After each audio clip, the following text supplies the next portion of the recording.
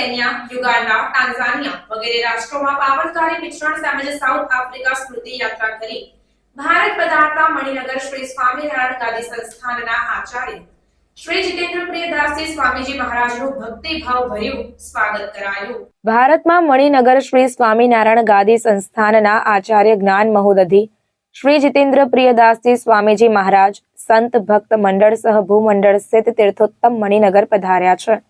પોણા 2 માસ પર્યંત પૂર્વ આફ્રિકાના કેન્યા, યુગાન્ડા, ટાન્ઝાનિયા વગેરે રાષ્ટ્રોના વિવિધ મહાનગરોમાં તેઓએ આધ્યાત્મસભર પાવનકારી સત્સંગ વિચરણ કરી તથા શ્રી સ્વામિનારાયણ મંદિર નાઇરોબીમાં બિરાજમાન શ્રી ઘનશ્યામ મહારાજ 71માં પાટોત્સવની પરમ ઉલ્લાસભેર ઉજવણી કરી તથા સાઉથ આફ્રિકા સ્મૃતિ યાત્રા કરી સ્વદેશ ભારત પધાર્યા છે।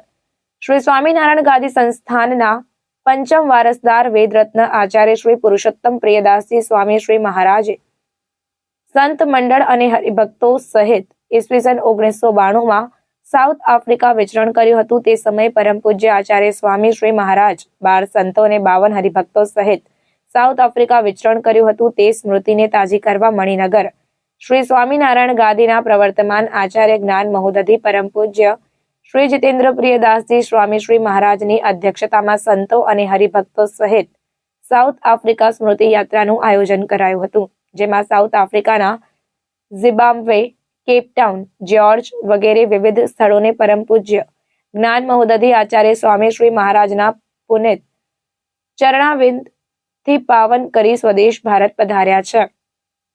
નાઇરોબી જોમો કેન્યાટા આંતરરાષ્ટ્રીય હવાઈ મથકેથી કેન્યા એરવેઝમાં બિરાજમાન થઈ ભારતમાં મુંબઈ પધારીને ત્યાંથી ગુજરાત રાજ્યના સરદાર પટેલ હવાઈ મથકે ઉતરાણ કર્યું હતું। અહીં પૂજનીય સંતો અને અગ્રણી હરિભક્તોએ હવાઈ મથકે પરમ પૂજ્ય જ્ઞાન મહોદધિ આચાર્ય સ્વામીજી મહારાજનું પુષ્પહાર ધારણ કરાવી પ્રેમાનંદથી ભક્તિભાવ ભર્યું સ્વાગત કર્યું હતું।